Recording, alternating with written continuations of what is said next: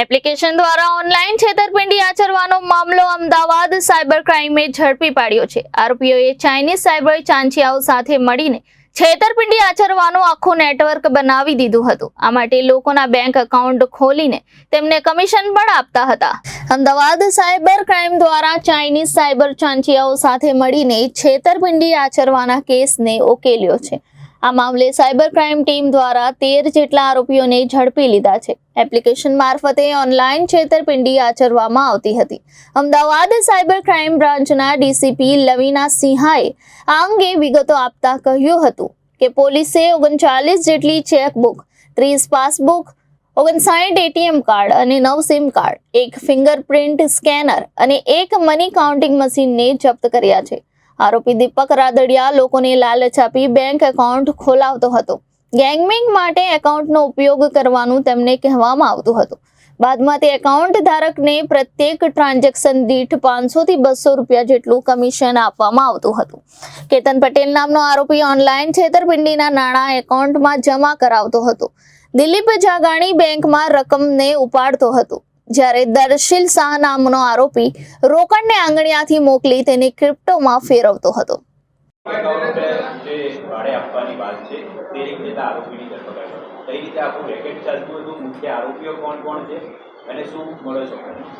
અમને અમારા cyber crime portal ઉપર 3 કમ્પ્લેન મળી હતી, જે સાયબર ફ્રોડ, ફાઇનાન્શિયલ ફ્રોડની કમ્પ્લેન હતી। એની તપાસ કરતાં અમને એક બાતમી મળી હતી કે કૃષ્ણનગર વિસ્તારમાં 2 ઓફિસ હતા, ગ્રાઉન્ડ ફ્લોર અને સેકન્ડ ફ્લોર પર હતા, જ્યાં ફેક અકાઉન્ટનું આખું ઓપરેશન ચાલતું હતું। ફેક બેંક અકાઉન્ટ આપતા હતા અને એ અકાઉન્ટના આધારે આ લોકો ફ્રોડના મની ટ્રાન્સફર કરતા હતા। તો એના આધારે અમે પરમ દિવસે આ તપાસ કરી છે અને એમાં આપણને સક્સેસ ગઈ છે, અમારી રેડ કરી હતી અને એમાં આપણે ગુનો દાખલ કર્યો છે, જે નવા કાયદા ભારતીય ન્યાય સંહિતા 61(2), 3162, 3184 અને 3192 તથા આઈટી એક્ટના મુજબ ગુનો નોંધ્યો છે। એ ગુનામાં અમે કુલ 13 આરોપીની ધરપકડ કરી છે। એમાંથી મુખ્ય 4 આરોપી હતા। જે એક આરોપી છે, જે દિલીપ જાગાણી કરીને છે, એનું કામ હતું કે બેંક અકાઉન્ટ જે છે, બેંક અકાઉન્ટ ધારક, એનું પૈસા ત્યાં પડાવવાના અને પૈસા ઉપાડીને સપ્લાય કરવાના, જે દિલીપ જગાણીનું કામ હતું।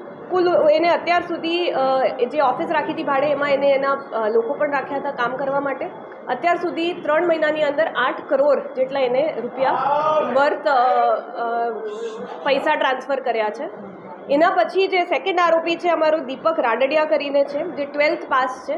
એનું કામ હતું કે ભાડા પર અકાઉન્ટ લેવા માટે લોકોને સંપર્ક કરવા માટે 1 વર્ષની અંદર એને કુલ 200 જેટલા બેંક અકાઉન્ટ ખોલાવ્યા છે।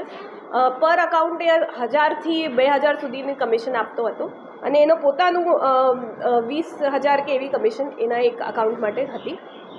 જે ત્રીજો મુખ્ય આરોપી છે આમાં આખા ગેંગમાં, એ કેતન પટેલ છે।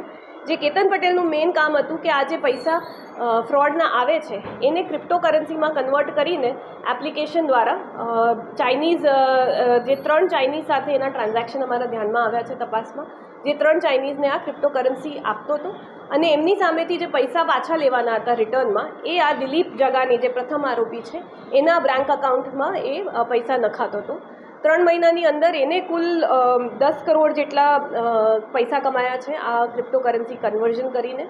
અને એના સાથે એ એક ચિંતન ભગત કરીને એનો પાર્ટનર હતો, જે હાલ ફરાર છે। તો આ બંને આ કામ સાથે કરતા હતા। અને ચોથો આરોપી જે મૂળ છે એ દર્શિલ શાહ કરીને છે, એ પણ આ ક્રિપ્ટોમાં કેતન પટેલ સાથે કામ કરતો હતો। અન્ય આરોપીઓનો રોલ શું છે? અન્ય જે આરોપી છે આ લોકોના ઓફિસમાં કામ કરતા હતા, પૈસા બેંકમાંથી ઉપાડવાના। 2 ટાઈપના એમને એમ્પ્લોઈઝ રાખ્યા હતા। એકનું કામ જે આના દીપક રાદડિયા સાથે હતા, એમને આ ક્લાયન્ટ શોધવાના, જે ફેક આ અકાઉન્ટ બનાવવા માટે, મ્યુલ અકાઉન્ટ માટે લોકોને લાવતા હતા અને એમનું બેંક અકાઉન્ટ ખોલાવવાનું કામ કરતા હતા। અને જે બીજા એમ્પ્લોઈઝ હતા એ દિલીપ જગાનીના એમ્પ્લોઈઝ હતા, જેમનું કામ હતું કે જે પૈસા બેંકમાં જ્યારે થઈ જાય ડિપોઝિટ, ત્યારે એ પૈસા ઉપાડીને કેતન પટેલને આપવાના। કુલ અમારે રેડમાં અમને 39 જેટલા પાસબુક ચેકબુક મળ્યા છે, 30 પાસબુક મળ્યા છે, 59 એટીએમ કાર્ડ્સ છે, 9 સિમ કાર્ડ છે, એક મની કાઉન્ટિંગની મશીન છે પૈસા ગણવાની, પછી એક ફિંગરપ્રિન્ટ સ્કેનર મળ્યું છે, 4 આપણને હિસાબના ચોપડા મળ્યા છે, 3 સ્ટેમ્પ, રબર સ્ટેમ્પ પણ મળ્યા છે અને 30 જેટલા મોબાઈલ ફોન અમને મળ્યા છે। મેડમ, ખાસ કરીને જે વેતન હતું તો એ જે ક્રિપ્ટોકરન્સી ટ્રાન્સફર કરી આપતો હતો, કેટલા સમયથી જે કરતો હતો, અત્યાર સુધીમાં તેના જે બેંક એકાઉન્ટો મળી આવ્યા છે, એમાંથી કેટલા રૂપિયાના ટ્રાન્ઝેક્શન થઈ ગયા?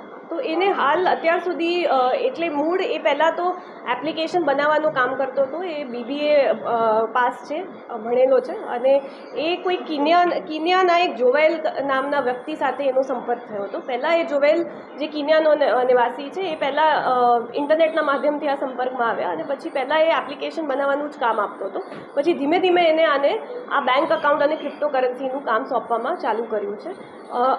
3 મહિનાની અંદર એને 10 કરોડ જેટલા કમાવ્યા છે, અને કુલ આ 3 આરોપીને મળીને 106 બેંક એકાઉન્ટ ખોલાવ્યા છે, અને એની વિરુદ્ધ આપણે NCCRP પોર્ટલ પર 135 જેટલી કમ્પ્લેન છે.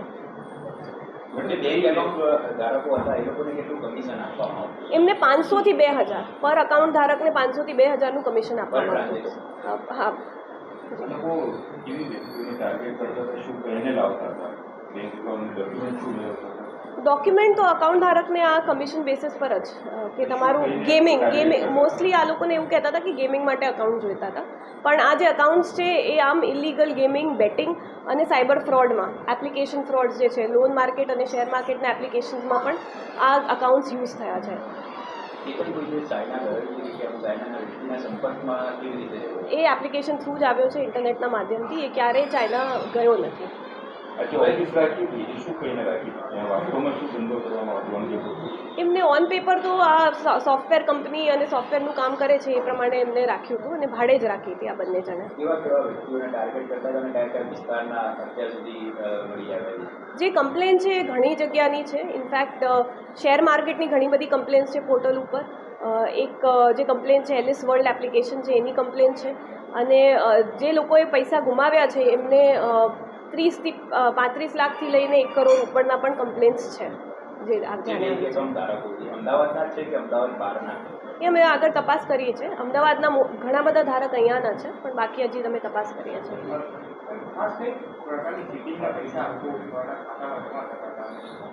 જેમ મેં કીધું, આ મેઇનલી બેટિંગના, ગેમિંગ એપ્લિકેશનના અને શેર માર્કેટ અને લોન એપ્લિકેશનના જે ફ્રોડ થાય છે એના પૈસા આ ખાતાઓમાં જમા થતા હતા.